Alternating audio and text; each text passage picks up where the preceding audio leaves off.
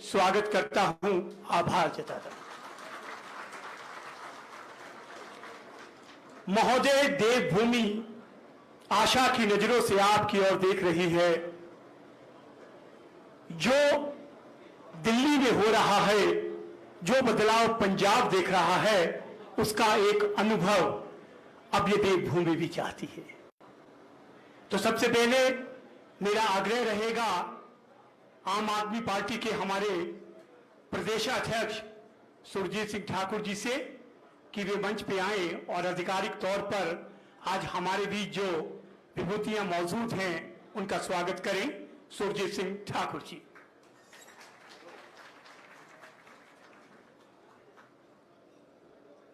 सबसे पहले भारत माता का जयकारा लगाएंगे। भारत माता की इनकलाब, इनकलाब, इनकलाब। धन्यवाद। सभा में उपस्थित सभी मीडिया बंधुओं को मेरा प्यार भरा नमस्कार। सबसे पहले दिल्ली के लोकप्रिय माननीय मुख्यमंत्री श्री अरविंद केजरीवाल जी और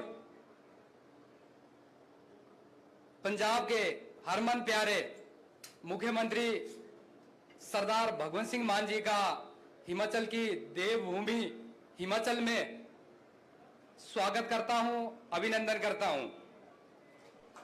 हमारे हिमाचल प्रदेश के जितने भी कार्यकर्ता हैं, पदाधिकारीगण हैं, सर आपका तहे दिल से स्वागत करते हैं और एक आशा की किरण से आपकी ओर देख रहे हैं। एक उम्मीद जगी है हम सभी को कि जिस तरीके से आपने शिक्षा के क्षेत्र में, स्वास्थ्य के क्षेत्र में बहुत सारे क्रांतिकारी बदलाव दिल्ली में करवाए हैं, हमारी भगवत मान साहब की सरकार पंजाब में कर रही है, उसी तरीके से हिमाचल प्रदेश की जनता इंतजार कर रही है कि हिमाचल प्रदेश में भी इसी तरह के क्रांतिकारी बदलाव होंगे।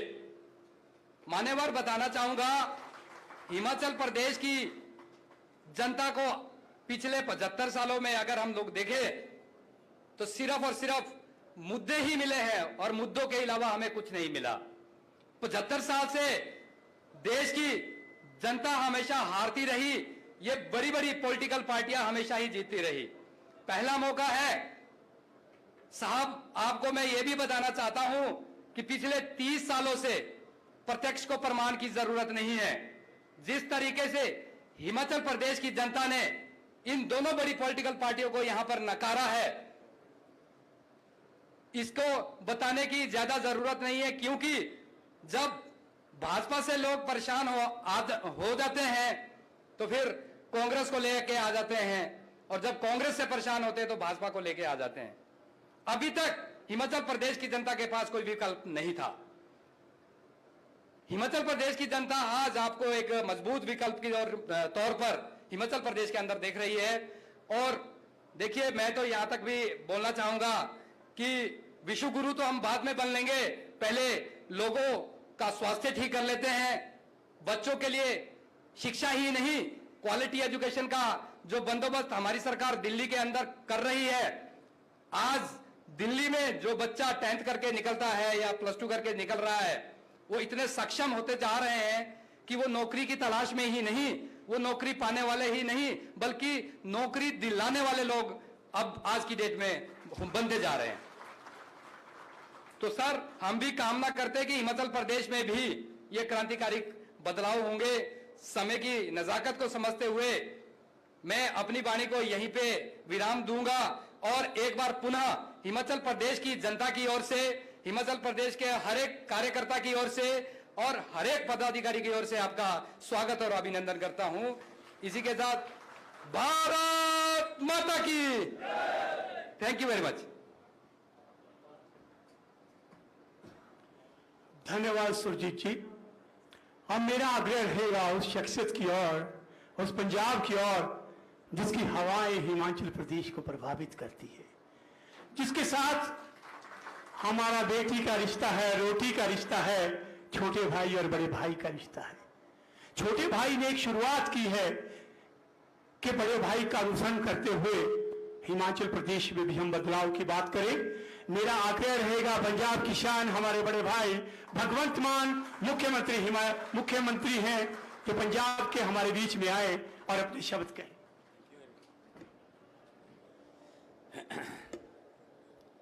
बहुत बहुत धन्यवाद।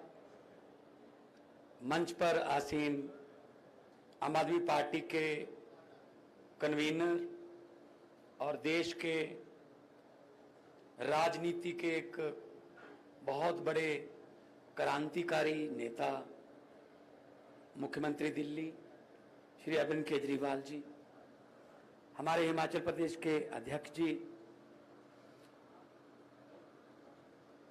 हमारे हिमाचल के को इंचार्ज डॉक्टर संदीप पाठक जी, और बहुत ही छोटे से एक सद्दे पर इतनी भारी संख्या में आए हुए मेरे नौजवान वीर, मामा, भैणा, बुजुर्ग, साਰਿਆਂ ਨੂੰ प्यार भरी सत श्री अकाल, नमस्कार। हमीरपुर मेरे लिए नवा नहीं, हमीरपुर मेरे लिए नया नहीं, क्योंकि हमीरपुर में मैं कम से कम 3-4 बार मिंजर फेस्टिवल में एज एन आर्टिस्ट परफॉर्म करता रहा हूं। वो होता ना ग्राउंड में मिंजर फेस्टिवल, कुल्लू का दशहरा, रिकांगपियो और शिवरात्रि, जो शिवजी का बहुत बड़ा 7 दिन का मेला चलता है शिवजी महाराज का। मंडी में कोई भी ऐसा प्रदेश, हिमाचल का ऐसा प्रदेश नहीं है जहां पे मैंने आके परफॉर्म नहीं किया। और कभी कभी मुझे लगता है कि मुझे हिंदी बोलनी चाहिए, लेकिन आगे से लोग कहते हैं पंजाबी पंजाबी पंजाबी पंजाबी है सर, मैं डोगरी भी बोल सकता। जलंधर दूरदर्शन के प्रोग्राम चलता डुग्गर दर्पण। सो असी एक दूजे दे गुआंढी हाँ, असी भाई हाँ, ते देव भूमि है, ऋषियां मुनियां की भूमि है। हमेशा सत्कार रहा है इस भूमि का।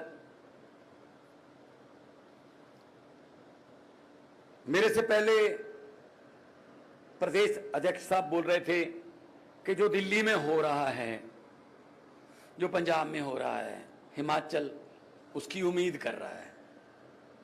बिल्कुल सही है। जो दिल्ली में हुआ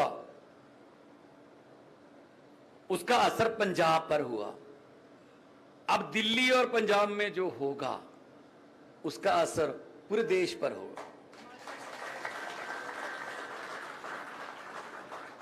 दही जिन्ना मर्जी जमाना होवे,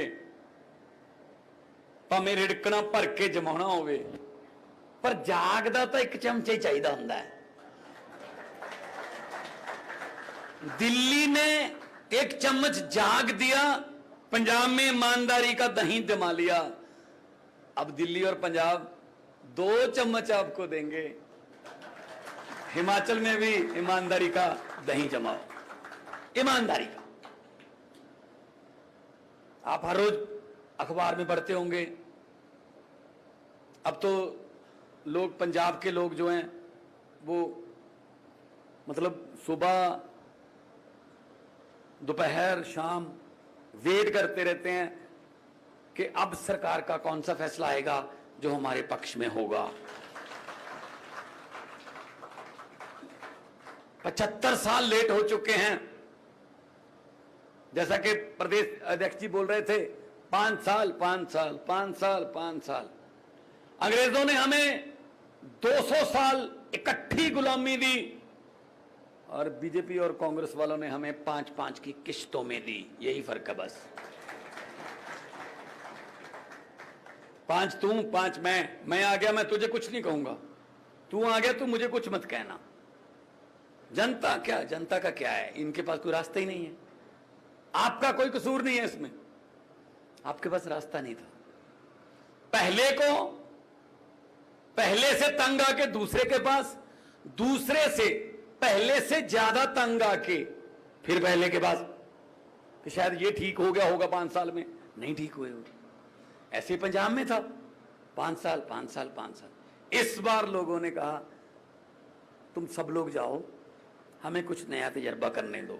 आपको हैरानी होगी, सुनकर हैरानी होगी कि 25, 26, 27, 28, 29, 30, 31, 32, 33, 34, 35 साल की उम्र के हमारे पास 70 से ज्यादा एमएलए हैं।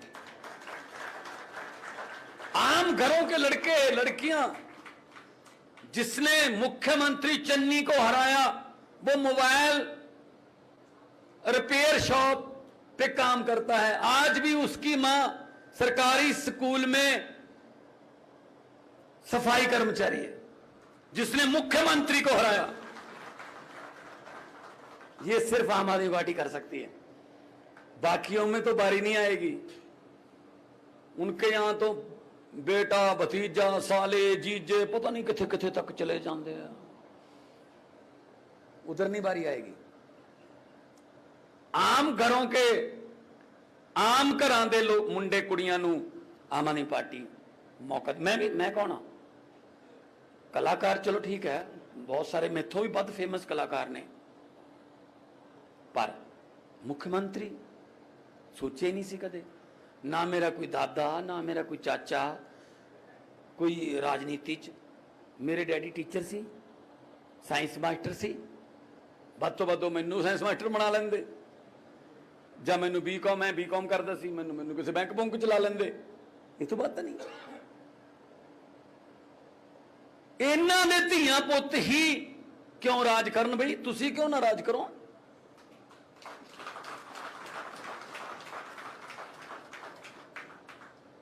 हजे तक मतलब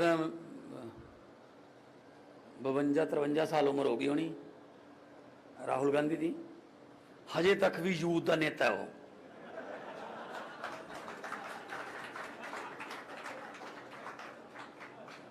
हमारे बाप 50 क्रॉस कर जाएं उनको बोलते हैं बुजुर्ग।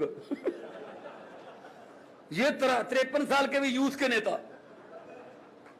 क्या बात जी, क्या जवानी सिर्फ अखिलेश यादव पर ही आई? क्या जवानी सिर्फ राहुल गांधी पर ही आई? क्या जवानी सिर्फ मजीठिया पर ही आई? हम पर कोई जवानी नहीं आई? हमें भी जवान समझो। अब लोगों ने बताया कि क्या हाल होता है। आपके यहां गवर्नमेंट की फाइल है, गवर्नमेंट का रूल है, 37 साल के बाद एक दिन भी आप ऊपर होगी उम्र तो आप किसी भी सरकारी नौकरी के लिए ओवर एज हो जाते हो। और हमारे यहां 94 साल के प्रकाश सिंह बादल इलेक्शन लड़ते हैं, वो क्यों नहीं ओवरेज होते? ठेका ले रखा है क्या? पिपल दे पत्तिया वे कादी खड़ खड़ खड़ खड़ लाई है, पत चढ़ गए पुराने रुत नवियां दी आई है।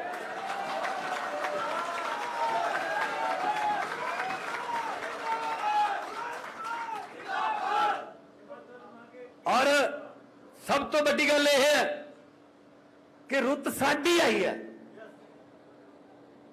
असी उन्होंने जिताते रहे, वो जितते रहे, असी हारते रहे। असी आप हार जाते सी, जिन्हों असी हरा दें उन्होंने राज सभा भेज देंगे।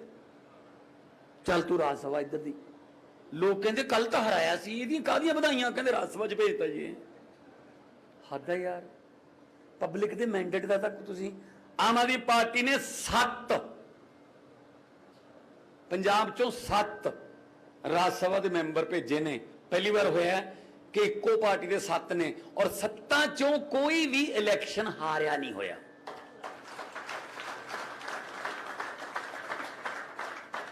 स्पैशलिस्ट ने। भज्जी हरभजन क्रिकेट वाला साडा MP, संत बाबा बलवीर सिंह सीचेवाल वातावरण प्रेमी साडा MP, विक्रम सानी पद्मश्री साडा MP, संदीप पाठक साडा MP। उत्थे वो बंदे भेजो ਜਿਹੜੇ कुछ गल्लां कर सकण, उत्थे हारिया होया नूं ना भेजो ਜਿਹੜੇ लोकां ने रिजेक्ट करते। सो अज आउंदे होए CM साहब जदों बैठे सी मेरे नाल, असीं दोनों, तो मैं कहा जी 2 मिनटां च उतर जाएंगे, हमीरपुर आ गया। मैनू कहंदे तुझे ऊपर से कैसे पता चल जाता है कि हमीरपुर आ गया? मैंने कहा ये देखो सर, वो पुल आ गया ना, वो सड़क का पुल आ गया, ये यहां से यू टर्न बजता है सर, मैं यहां शो करने आता था सर। तो मुझे पुल याद है, मुझे सड़कें याद हैं, मुझे खड्डे याद हैं। तो इसलिए ਆਪਾਂ ਨਵੀਆਂ ਸੜਕਾਂ ਬਣਾਵਾਂਗੇ, ਨਵੇਂ ਪੁਲ ਬਣਾਵਾਂਗੇ। ਐਜੂਕੇਸ਼ਨ ਸਭ ਤੋਂ ਵੱਡੀ ਚੀਜ਼ ਹੈ, ਐਜੂਕੇਸ਼ਨ।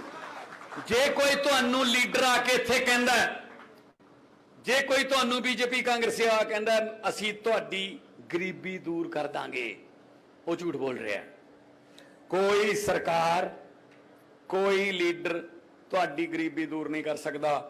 ਤੁਹਾਡੀ ਗਰੀਬੀ सिर्फ ते सिर्फ तुहाडे बच्चों की क्वालिटी एजुकेशन दूर कर सकती है। जदों दिल्ली वांगू सरकारी स्कूलों च पढ़ के वो डिप्टी कमिश्नर बनणगे, कलैक्टर बनणगे, जज लगणगे, DFO बनणगे, बड़े बड़े अफसर बनणगे, उदों तुहाडे घरां दी गरीबी दूर होगी। वरना इन्हां तो सुनी चलो, एक मौका होर दिओ जी, एक मौका होर। किन्ने क मौके दे दिए, बड़े मौके देते असीं इन्हां नूं। असीं हुण तुहानूं कहने आ, हिमाचल वालिओ एक मौका सानूं दे के देखो, ते फिर तुहानूं किधरे होर देखण दी लोड़ नहीं पैणी।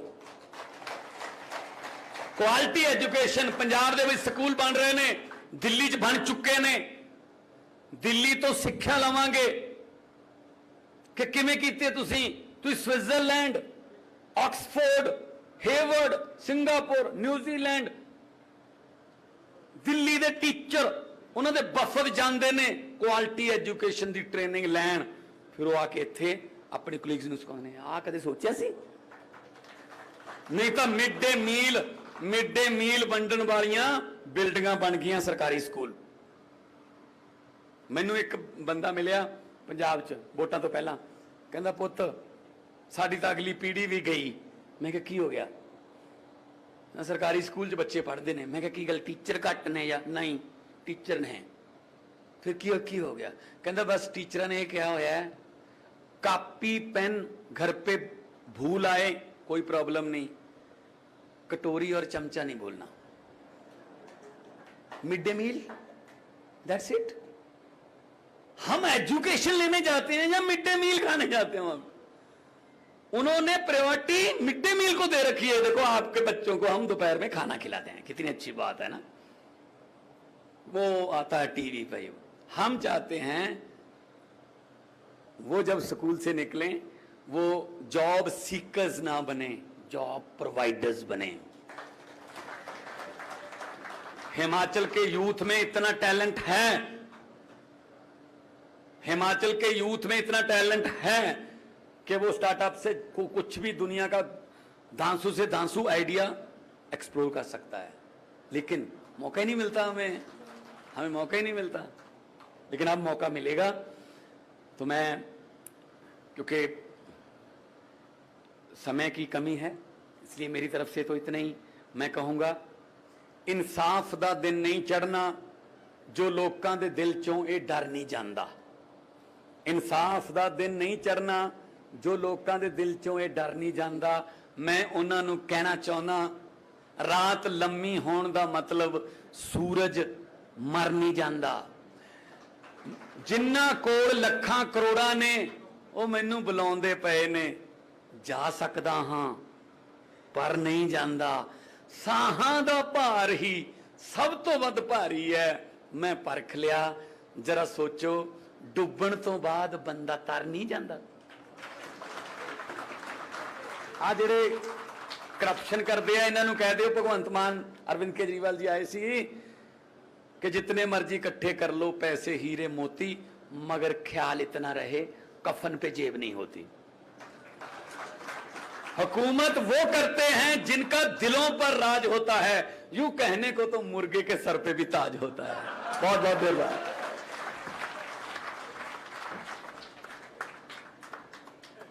धन्यवाद। भगवंत मान जी, आपका मंच बहुत बड़ा है और इस मंच से जो बदलाव की हवा है वो पूरे देश को जा रही है। आज हम बात कर रहे हैं शिक्षा की। टूटे स्कूल, कहीं अध्यापक नहीं, कहीं सुविधाएं नहीं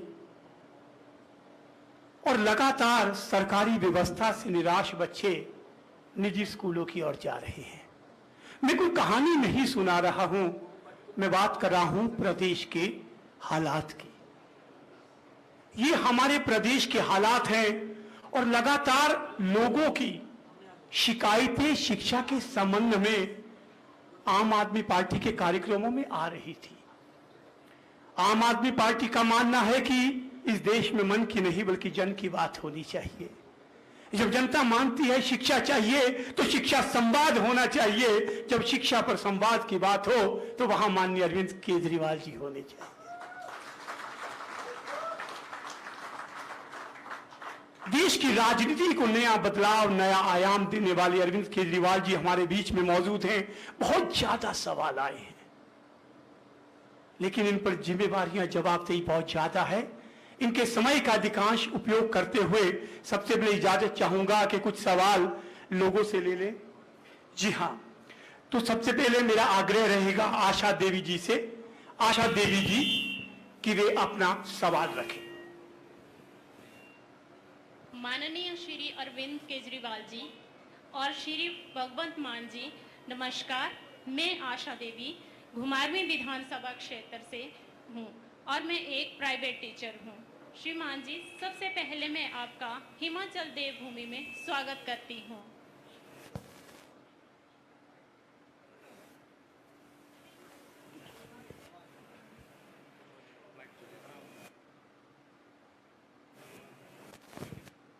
और श्रीमान जी, साथ में आपको बधाई देना चाहती हूँ कि जिस तरह से आपने दिल्ली के और पूरे देश में शिक्षा में क्रांति लाई है, उस तरह से उम्मीद है कि हमारा देश पूरे विश्व में एक विश्व गुरु बन के उभरेगा। श्रीमान जी, हिमाचल के जितने भी प्राइवेट स्कूल हैं उनमें मनमानी फीस वसूली जा रही है और हमारे राज्य की भाजपा सरकार जो है इसके ऊपर कोई रोक नहीं लगा रही है। यहाँ तक कि कोरोना काल में भी जब सारे स्कूल बंद थे तब भी इन प्राइवेट स्कूलों द्वारा पूरी की पूरी फीस जो है वो मनमाने तरीके से वसूल की गई। तो मेरी आपसे यही प्रार्थना है या मैं आपसे यही जानना चाहती हूँ कि अगर हिमाचल में आपकी सरकार आती है तो आप इस समस्या का समाधान किस प्रकार करेंगे?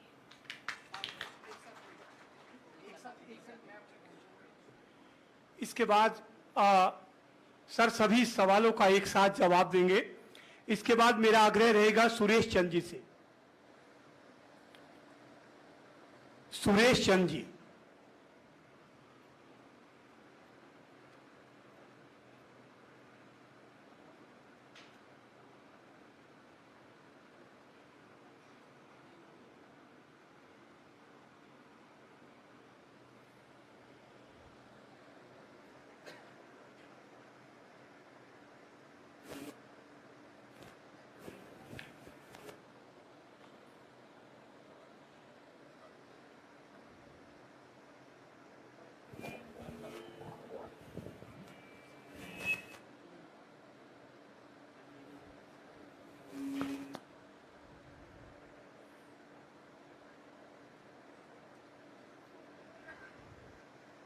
हेलो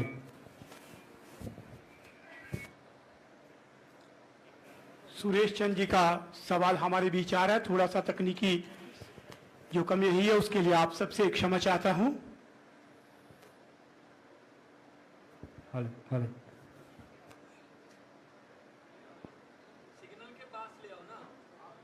आप आगे आ जाइए।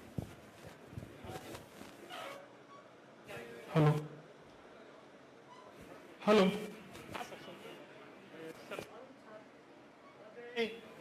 माननीय मुख्यमंत्री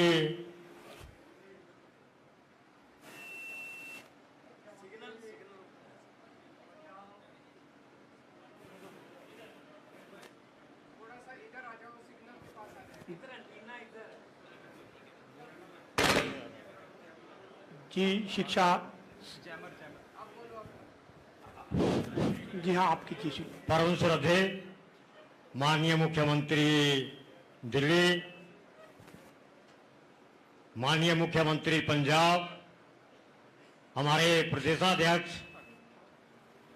सुरजीत सिंह ठाकुर जी, मंच पर विराजमान सभी अतिथिगण, मेरा सवाल ये रहेगा कि जो सरकारें पहले रही उनमें जो सरकारी पेपर होते थे या परीक्षाएं होती थी उनके पेपर पहले ही लीक हो जाते हैं, तो जो बच्चे हैं हमारे गरीब बच्चे हैं वो उन परीक्षाओं से रह जाते हैं। तो जब आपकी सरकार आएगी तो आप इसके लिए कौन से कदम उठाएंगे, ये मैं आप लोगों से चाहता हूं। धन्यवाद। धन्यवाद। और मेरा आग्रह रहेगा मनीष शर्मा जी से। अगला सवाल जी मनीष शर्मा जी से।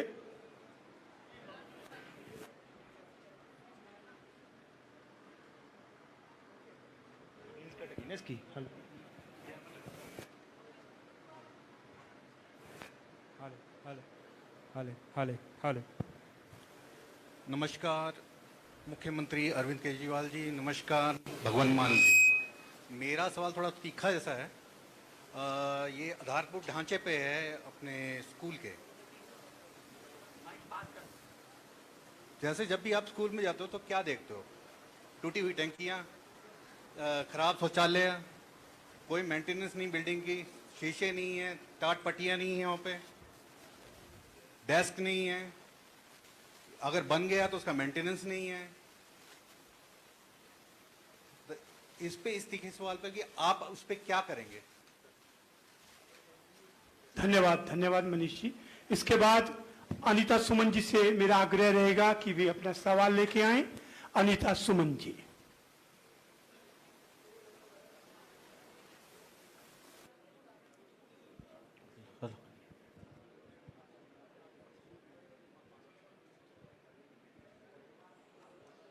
मंचा सिंह, दिल्ली के मुख्यमंत्री अरविंद केजरीवाल जी, पंजाब के मुख्यमंत्री भगवंत मान जी व स्टेज पर विराजमान सभी अतिथिगण, अध्यक्ष जी, आज मेरा सवाल आपसे इतना है कि हमारे हिमाचल प्रदेश की स्कूल की व्यवस्था बहुत खराब है।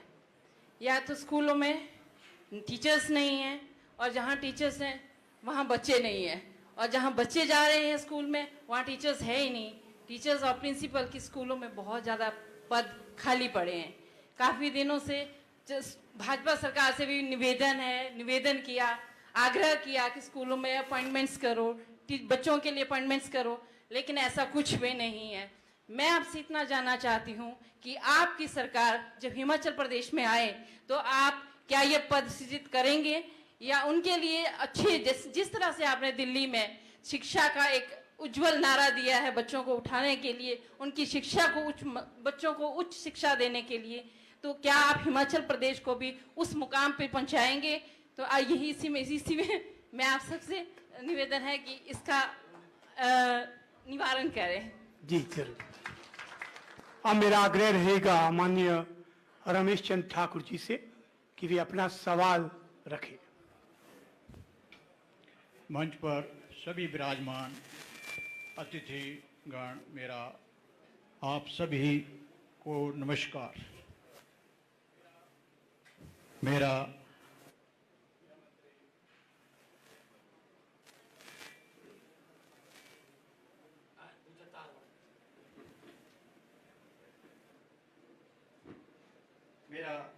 श्री केजरीवाल जी से प्रश्न रहेगा कि हमारा हिमाचल प्रदेश जो है वो एक पहाड़ी राज्य है और यहाँ पर जो स्कूल हैं वो थोड़ा दूर हैं, कोई सभी परिचित हैं उनसे। तो यहाँ पर ऐसा है कि एक तो जो हमारे सरकारी स्कूल हैं वहाँ पर स्टाफ की कमी है। सबसे पहले मैं C&V टीचर रिटायर हुआ हूँ, classical and vernacular teacher. Middle school में 4 पोस्टें जो होती थी हमारे, वो C&V टीचरों की होती थी, जिनमें एक PET, एक ड्राइंग टीचर, एक LT लैंग्वेज टीचर और एक शास्त्री। आज स्कूलों की ये स्थिति है कि किसी भी स्कूल में हम जाएं एक या दो, एक टीचर मिलेगा C&V का जी, बाकी पोस्टें कोई नहीं भरी जा रही।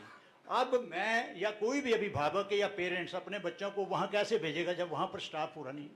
तो सारे लोग प्राइवेट स्कूलों की ओर भागे जा रहे हैं कि भाई वहाँ स्टाफ पूरा है।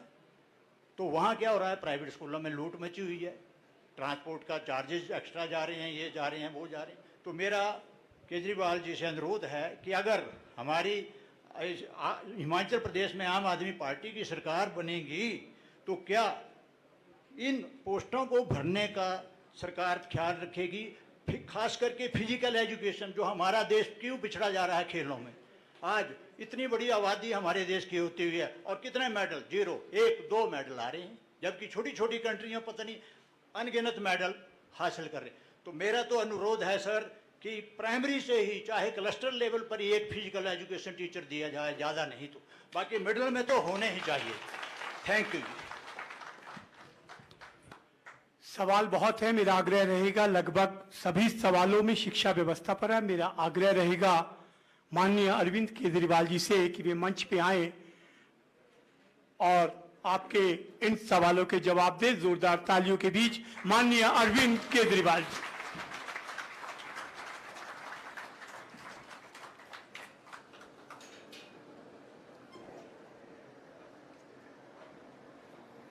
एक बार जोर से भारत माता का जयकारा लगाएंगे। भारत माता की इनकलाब, वंदे। हिमाचल प्रदेश के कोने कोने से आए सभी भाइयों, बहनों, माताओं, बुजुर्गों, बच्चों, टीचर्स, पेरेंट्स, आप सब लोगों को मेरा नमस्कार, सबको मेरा प्रणाम।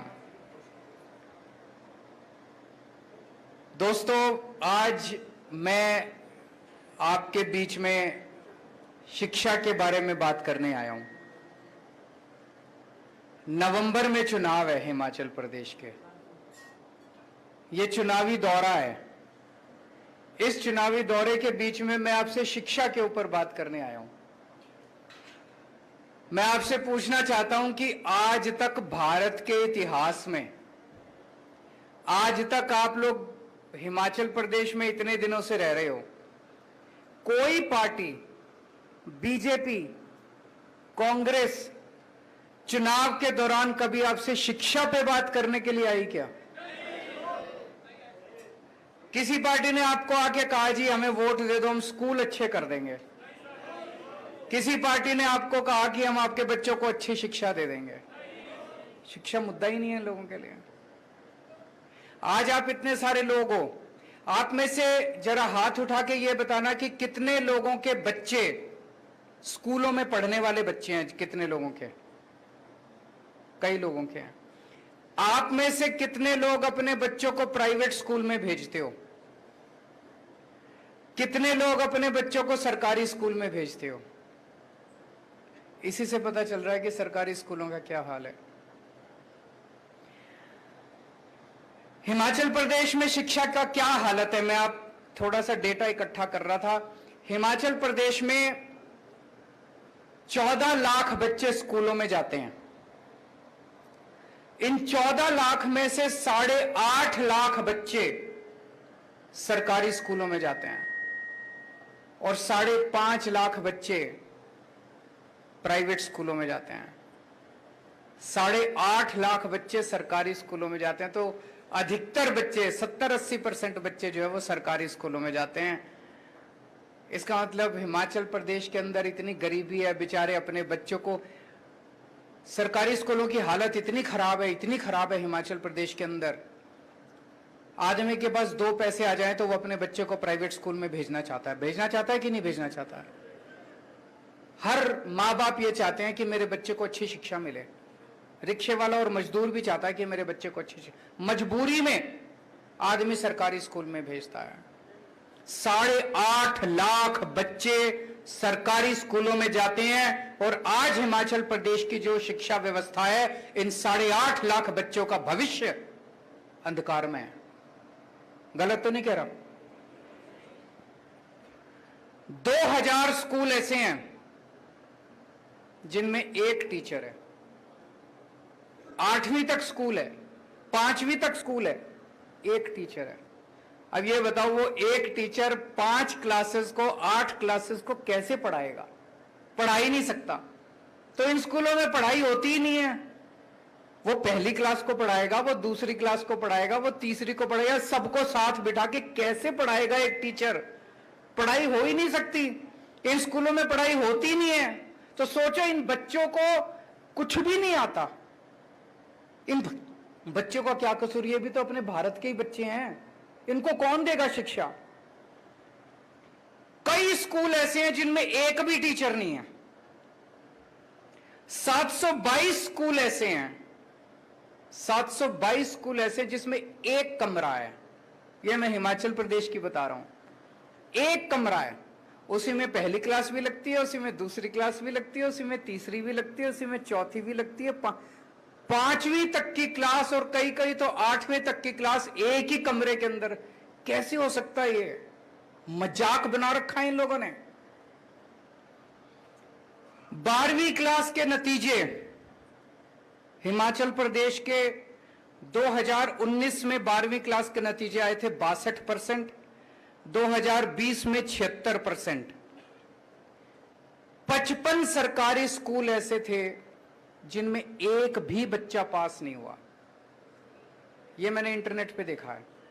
55 सरकारी स्कूल ऐसे थे हिमाचल प्रदेश के अंदर जिसमें 10वीं और 12वीं क्लास में बोर्ड के पेपर में एक भी बच्चा पास नहीं हुआ।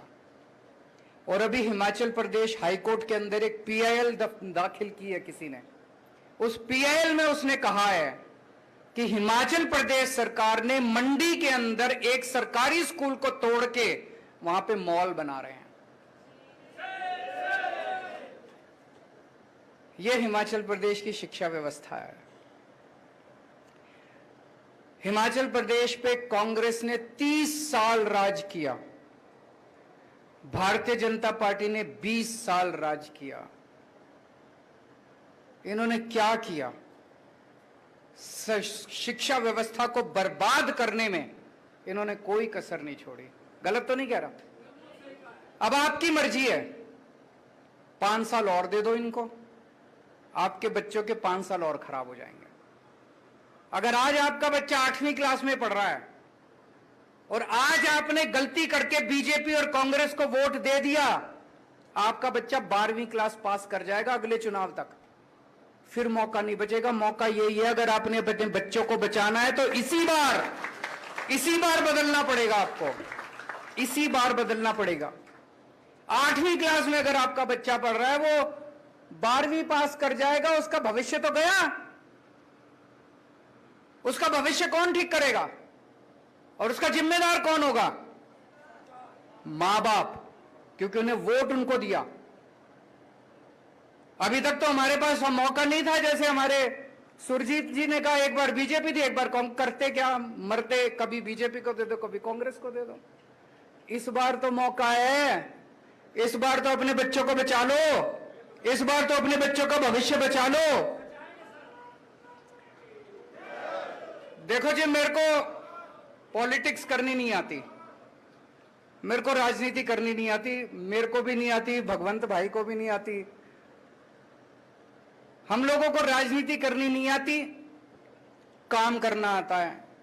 देश के लिए समर्पित हैं, देश के लिए हमारी जान भी हाजिर है। सुबह से शाम तक केवल हम यही सोचते हैं। पिछले 7 साल में दिल्ली में मैं काम कर रहा हूं और पिछले 3 महीने में आपने मान साहब की झलकियां देख ली कि किस तरह से रोज एक बार ये सुबह बैठ जाते हैं, एक सुबह अनाउंसमेंट आ जाता है पंजाब के अंदर, एक शाम को आ जाता है। इतना काम हो रहा है, इतना काम हो रहा है। दिल्ली के अंदर जब हमारी सरकार बनी थी जी 2015 में, दिल्ली के सरकारी स्कूलों का यही हाल था जो हिमाचल प्रदेश के, और ज्यादा बदतर हाल था। टॉयलेट्स के नाम पे कुछ भी नहीं था। एक बेचारी बच्ची अगर अपने घर से स्कूल आ जाए और उसको बाथरूम जाना पड़े तो वापस घर जाना पड़ता था, वो टॉयलेट नहीं जा सकती थी, इतना बुरा हाल था। किसी स्कूल के अंदर टॉयलेट का इंतजाम नहीं था। दिल्ली सरकार के स्कूलों में पानी का इंतजाम नहीं था, जाले लगे पड़े थे दीवारों पे, दीवारें टूटी पड़ी थी, छत चू रही थी, छत नीचे डेस्क नहीं थे, टाट पे बैठते थे बच्चे, घंटे भर आते थे, फिर खेलते कूदते बाहर, कोई सिक्योरिटी गार्ड नहीं था। बुरा हाल था एजुकेशन का। और सरकारी स्कूलों के नतीजे तो माशाल्लाह ना ही पूछो। टीचर्स आते थे, घंटे भर के अंदर वो भी घर चले जाते थे। जैसे हिमाचल प्रदेश के अंदर है, अगर किसी के पास 2 पैसे आ जाएं तो अपने बच्चे को प्राइवेट में भेजना चाहता है, वही हाल सरकारी स्कूलों का था दिल्ली के अंदर।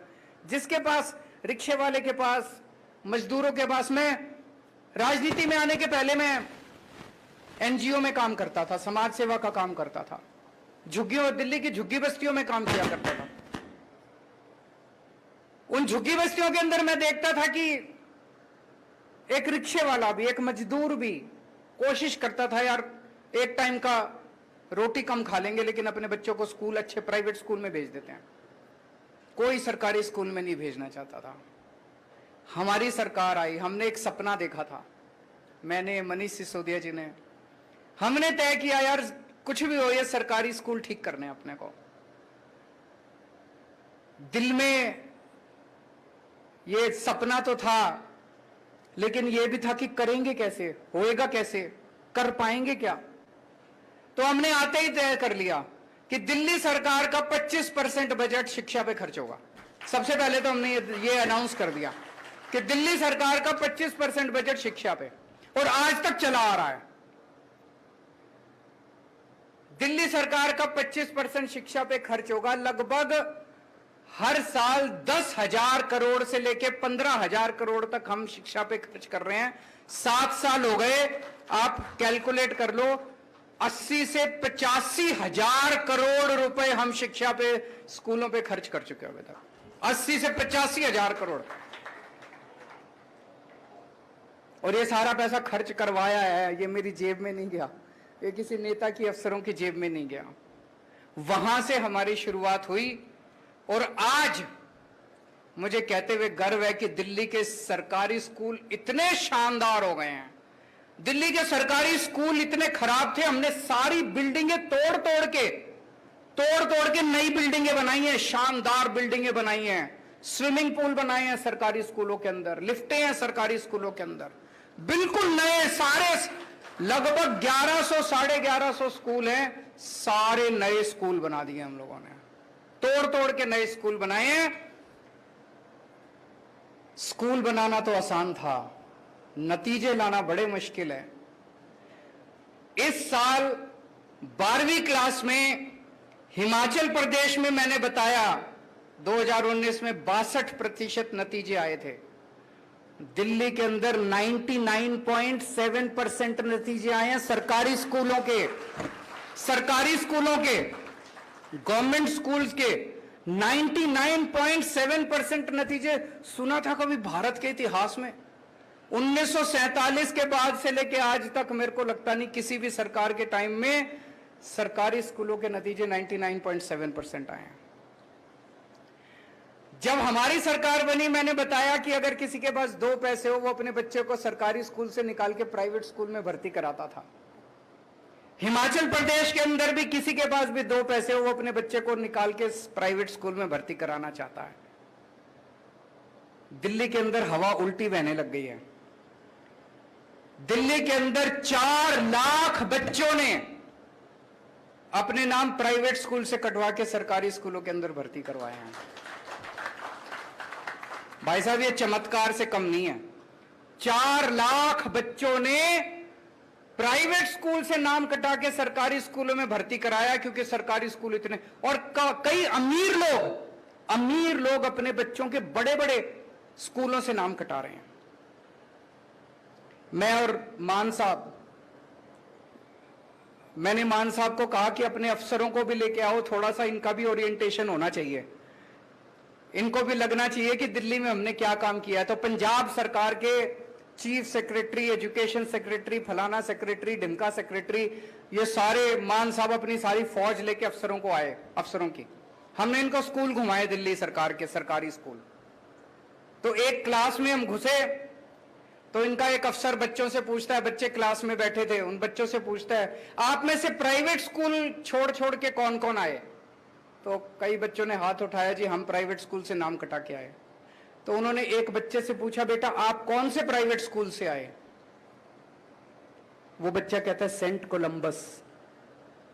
सेंट कोलंबस दिल्ली का सबसे बड़ा प्राइवेट स्कूल है, सबसे, मतलब कहते हैं ना जिसमें कि एडमिशन लेना इम्पॉसिबल, सबसे शानदार प्राइवेट स्कूल है सेंट कोलंबस से भी, डीपीएस से भी, इधर से भी उधर से भी लोग अपने बच्चों के नाम कटा कटा के सरकारी स्कूल में भर्ती करा रहे हैं।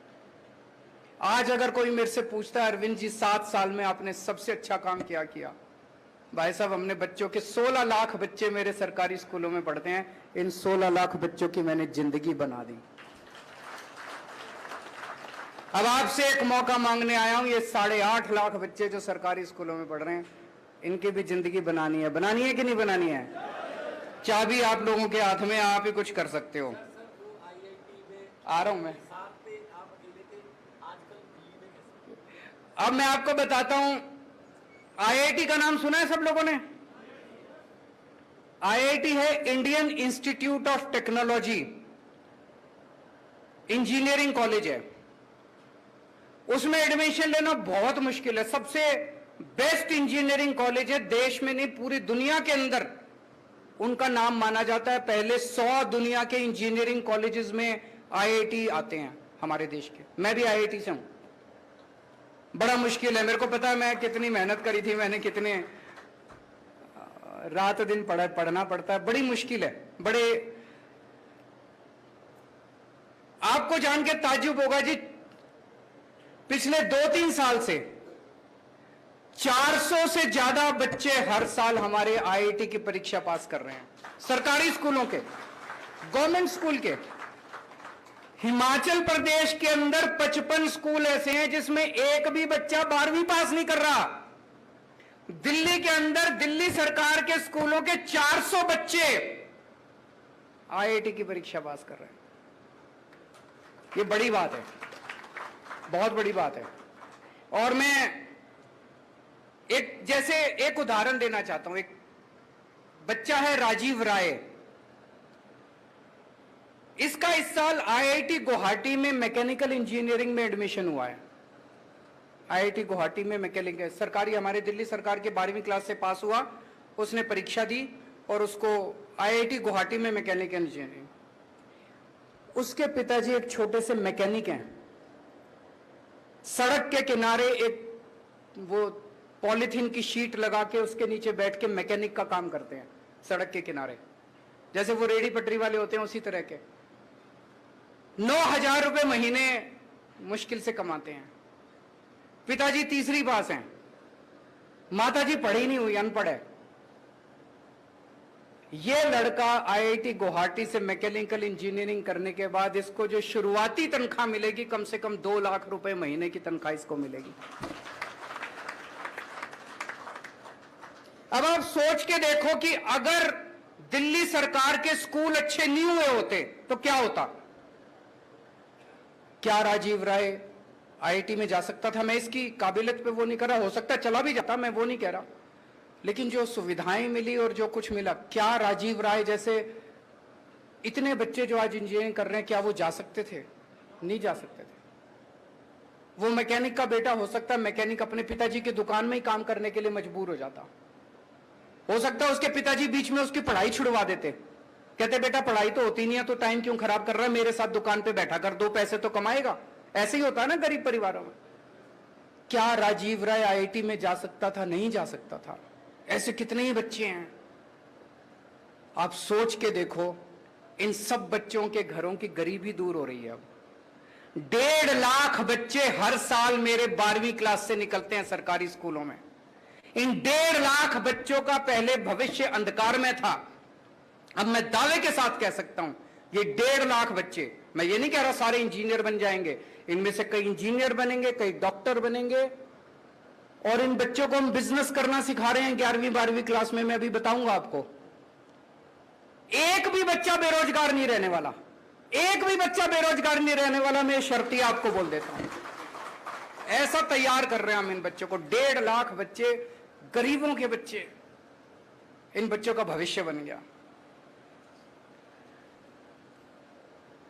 हमने अब हमारे स्कूल तो बहुत अच्छे हो गए, हमने कई सारे एक्सपेरिमेंट्स आजकल स्कूल में शुरू किए हैं कि जब हमारे बच्चे स्कूल से निकले, सरकारी स्कूलों से, वो एक अच्छा इंसान बने, अच्छा नागरिक बने और अपना पेट पालने लायक बने। ये नहीं बीए कर ली, बीकॉम कर ली, एलएलबी कर ली और नौकरी नहीं मिल रही। नौकरी ढूंढ रहे हैं, सारे जने नौकरी ढूंढ रहे हैं। ये अंग्रेजों ने व्यवस्था बनाई थी, अंग्रेज व्यवस्था बना के गए थे, सबको क्लर्क बना दिया, सारे देश को क्लर्क बना दिया, सारे क्लर्क बनने की नौकरी ढूंढ रहे हैं। अरे हमारे देश के अंदर इतना इंटेलिजेंस है, इतना हमारे देश के अंदर पोटेंशियल है, हमारे बच्चे इतने अच्छे हैं। हमने एक एक्सपेरिमेंट शुरू किया, 11वीं और 12वीं क्लास के हर बच्चे को हमने 2-2 हजार रुपए दे दिए सरकार की तरफ से। हर बच्चे को 2-2 हजार रुपए दे दिए। हमने कहा अब इससे बिजनेस करो, कुछ भी सोचो कि क्या बिजनेस कर सकता हूं मैं। टीम बना लो, मान लो 4 बच्चों ने टीम बना ली तो 2-2 हजार मिला के 8 हजार हो गए। 8 बच्चों ने टीम बना ली 16 हजार हो गए। अब तुम उससे बिजनेस करो। ऐसे बच्चों ने टीम बना बना के अपने बिजनेस आइडियाज किए हैं। 52,000 बिजनेस आइडियाज हमारे पास आए हैं, 52,000 इन स्कूलों में से। मैं आपको एक छोटा सा उदाहरण देना चाहूंगा, आपको सुन के मजा आएगा। हर्ष एक लड़का है, इसने अपने 8 बच्चों को इकट्ठा किया तो 16 हजार रुपए हो गए, 2-2 हजार रुपए मिला के। ये 16 हजार रुपए से इन लोगों ने एक नई किस्म की खाद बनाई, कूड़े से खाद बनाई नई किस्म की, और उस खाद को इन्होंने 16 हजार रुपए की खाद बनाई, इसको बेचा। व्हाट्सएप पे, फेसबुक पे जाके लोगों को कांटेक्ट किया। इन्होंने 6 महीने के अंदर 64 हजार रुपए कमा लिए। 16 हजार के 64 हजार हो गए। फिर ये जितने बच्चे थे जिनके अच्छे अच्छे आइडियाज थे, हमने देश के कई अमीर लोगों को बुलाया एक 5 स्टार होटल में, और वहां हमने इन सरकारी स्कूल के बच्चों को कहा कि आप इनके सामने अपना आइडिया प्रेजेंट करो। आपने टीवी में देखा, एक बिजनेस ब्लास्टर्स प्रोग्राम हमने किया था। बच्चों ने 11वीं 12वीं के हमारे बच्चे देश के सबसे अमीर लोगों के सामने प्रेजेंटेशन कर रहे हैं। आप सोच के देखो क्या कॉन्फिडेंस लेवल है हमारे बच्चों का। सरकारी स्कूलों के 11वीं 12वीं क्लास के बच्चे बड़े बड़े अमीर लोगों के सामने प्रेजेंटेशन कर रहे हैं कि मैं बिजनेस करना चाहता हूं, आप मेरे को इतने पैसे दो। उसमें कई बच्चों को इन्वेस्टमेंट मिली। किसी इंडस्ट्रियलिस्ट ने कहा मैं आपके आइडिया में इतने पैसे इन्वेस्ट करता हूं। हर्ष, जिसका मैंने अभी बताया, इसके पिताजी एक सरकारी स्कूल के अंदर सफाई करते हैं, सफाई कर्मचारी हैं, बहुत गरीब परिवार से आता है। इसकी 8 लोगों की टीम को 16 लाख रुपए की इन्वेस्टमेंट मिली इंडस्ट्रियलिस्ट से। अब ये सारे बच्चे तैयार हो रहे हैं भारत मां का नाम रोशन करने के लिए, आगे बढ़ने के लिए। हमें हिमाचल प्रदेश के बच्चों को तैयार करना है कि नहीं करना है? चाबी आप लोगों के हाथ में है जी। अभी सबसे पहले जो क्वेश्चन मेरे से पूछा गया, एक बहन ने पूछा जी प्राइवेट स्कूल वालों ने बड़ी लूट मचा रखी है, खूब फीस लेते हैं। दिल्ली में भी यही था। सरकारी स्कूलों का बुरा हाल है। हर माँ बाप अपने बच्चे को अच्छी शिक्षा देना चाहता है, हर माँ बाप अपने बच्चे को प्राइवेट स्कूल में भेजता है, और प्राइवेट स्कूल वालों को बताया कि जो मर्जी ले लो। माँ बाप की तो चलती नहीं है, कर क्या लेंगे बेचारे। कोई माँ बाप अगर थोड़ी सी आवाज उठाते तो धमकी देते, तेरे बच्चे को निकाल देंगे स्कूल से, ले जा अपने बच्चे को। माँ बाप को लगता है यार कहाँ में एडमिशन कराना कोई आसान थोड़ी है आजकल प्राइवेट स्कूलों में। तो मजबूरी में सारे पेरेंट्स जो हैं वो, और सरकार क्या करती है, सरकार के आधे मंत्रियों के तो अपने ही प्राइवेट स्कूल होते हैं कि नहीं होते? बड़े बड़े स्कूल जितने सारे नेताओं के हैं और या ये सारे नेताओं के साथ साठगांठ करते हैं, पार्टी में चंदा देते हैं ये लोग। हमारी पार्टी ईमानदार है, ना तो हमारे किसी मंत्री का स्कूल और ना हमारी पार्टी किसी प्राइवेट वाले से चंदा लेती। हमने दिल्ली में आने के बाद ब्लैंकेट बैन कर दिया, कोई फीस नहीं बढ़ाई जाएगी। केवल बैन नहीं करा, हमने दिल्ली के सारे प्राइवेट स्कूलों का ऑडिट करा दिया। चार्टर्ड अकाउंटेंट्स भेज के चार्टर्ड अकाउंटेंट्स की टीम बना दी, ऑडिट करा दिया। भाई साहब को जान के ताज्जुब होगा, कई दिल्ली के बड़े बड़े, नाम लेना ठीक नहीं है, बड़े बड़े स्कूल ऐसे निकले 40 करोड़ 50 करोड़ की एफडी बना रखी है। अरे तुम एफडी बनाने के लिए स्कूल चला रहे हो? एफडी बना रखी है, 50 करोड़ रुपए की एफडी बना के बैठे और फीस पे फीस बढ़ाए जा रहे हैं। भारत के इतिहास में पहली बार हुआ, हमने एफडी तोड़ाई और पिछले 5 साल में जितने बच्चे स्कूल में पढ़े हैं सबके पैसे वापस कराए हमने। पैसे वापस कराए हम लोगों ने। कभी सुना है कि प्राइवेट स्कूल में पढ़ने वाले बच्चों के चेक वापस उनके अकाउंट में पैसे वापस आए? हमने फीस नहीं बढ़ने दी, 7 साल तो हो गए। अभी पंजाब के अंदर मान साहब ने सरकार संभाली है, अप्रैल के पहले हफ्ते में स्कूल फीस बढ़ाते हैं। इन्होंने ऑर्डर जारी कर दिए, कोई फीस नहीं बढ़ाएगा कोई स्कूल। ये स्कूल वाले ये भी कहते हैं ना, यूनिफॉर्म स्कूल से ही लेनी है, किताबें स्कूल से ही लेनी है, मनमर्जी कर रखी है इन्होंने, अनाप शनाप पैसे कम। इन्होंने ऑर्डर कर दिए, कोई स्कूल से नहीं लेनी, जहां से मर्जी यूनिफॉर्म लो, कोई किताबें स्कूल से नहीं लेनी, जहां से मर्जी लो, और कोई फीस नहीं बढ़ाएगा। और अभी ये बता रहे थे पिछले हफ्ते कुछ स्कूलों ने इनके ऑर्डर की अनदेखी करके कल उन्होंने फीस बढ़ा दी। आज इन्होंने ऑर्डर जारी कर दिया, सबकी फीस वापस कम करा दी इन्होंने। सरकार ईमानदार चाहिए, सरकार जनता के प्रति जवाबदेह चाहिए। अगर ईमानदार सरकार आएगी, मजाल कोई जनता को लूट ले। तो दोस्तों, मैं केवल दिल्ली के लोगों ने अपने बच्चों का भविष्य केवल एक वोट से बदल लिया। एक वोट दिया था दिल्ली के लोगों ने 2014 में 15 में हमको। आज दिल्ली के लोगों का, बच्चों का भविष्य बदल गया। अब दिल्ली की जनता ने बाकी सारी पार्टियों को, कांग्रेस के तो 0-0 सीट आ रही है हर बार, और बीजेपी वालों की पहले 3 आई, इस बार 8 सीट आई। जनता इतना प्यार करती है आम आदमी पार्टी से। आप भी अपने बच्चों का भविष्य बदल सकते हो, बटन दबा के। बटन बदल के, मान साहब कह रहे हैं पिछली बार जो बटन दबाते थे, बटन बदल दो, बटन दबा के। आपका अपने बच्चों का भविष्य आपके हाथ में है। जैसा मैंने कहा कि टाइम, आप कई बार कुछ लोग कहते हैं हाँ अरविंद जी अच्छा कर रहे हो, अगली बार देखेंगे। अरे मैं तो यही हूं, तुम्हारे बच्चों का क्या होगा? मेरा तो देख लेना पहले, अपने बच्चों का देख लो। मैं अपने लिए नहीं आया, मेरे को कोई इच्छा नहीं है। मैं इनकम टैक्स में पहले कमिश्नर की नौकरी किया करता था, अच्छा खासा काम कर रहा था। वो छोड़ के मैं दिल्ली की झुग्गियों के अंदर काम करने लगा। कई साल झुग्गियों में काम किया मैंने। उसके बाद दिल्ली का मुख्यमंत्री बन गया। 49 दिन के अंदर कुर्सी छोड़ दी। मेरे ख्याल से दुनिया के इतिहास में पहला एक मूर्ख मुख्यमंत्री मैं ही होऊंगा जो 49 दिन के अंदर। सत्ता के लिए नहीं आए हम, येन केन प्रकारेन सत्ता ले लो, जाति के नाम पे, धर्म के नाम पे, पैसे बांट के, दारू पिला के, वो सब नहीं करते हम। दिल के अंदर देश धड़कता है हमारे, देश के लिए काम करें। तकलीफ होती है। अगर हमने 5 साल में दिल्ली के स्कूल ठीक कर दिए, ये कांग्रेस वालों ने 30 साल राज किया हिमाचल प्रदेश के अंदर, ये नहीं कर सकते थे। 20 साल बीजेपी ने राज किया, ये नहीं कर सकते थे। अब ये आके कहेंगे एक और मौका दे दो। हम आपसे एक और मौका नहीं मांगेंगे, हम तो कह रहे हैं बस एक ही मौका दे दो, दोबारा मत देना। एक ही मौका दे दो, दोबारा मत देना।